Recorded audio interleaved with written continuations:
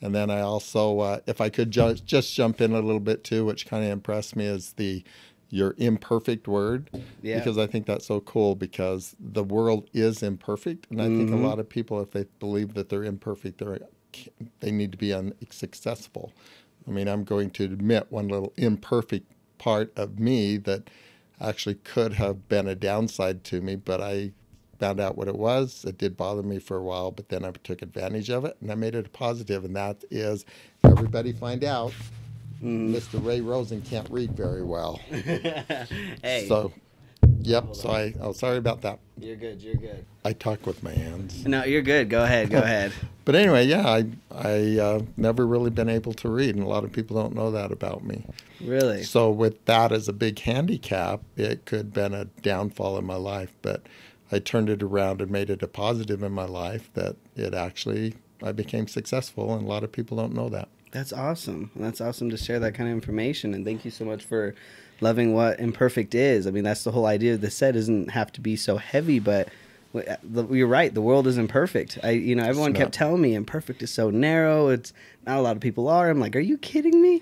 Everybody's imperfect, and we all will forever throughout our lifetimes, I believe, will have tendencies and things that we need to continuously work on. There's things in my personal life that I've been working on for years that still, and I don't think it ever will. It's just going to be a continuous cycle of trying to be a better person until you go. It's an ongoing thing. It is, but a lot of people believe if they have things that are imperfect about them, they judge themselves so many times that then they really, I don't believe, become as successful as they can be. Yeah. But what's unique about it is we're all unique because of being imperfect and overcoming those.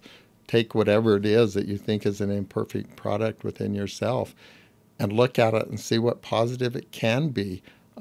For example, not being able to spell or read. Right. I love to teach. I love to teach young people, and it's been really fun because I tell them right up front I can't spell. It's really hard for me to do it. Right there, I ended up grabbing their attention because when I spell things on the board, they're all right there trying to figure out, how is Ray going to spell this one? Right. And They're so it interested. became a great opportunity, and I've been able to teach so many other people so many other things just because of keeping their attention in that level.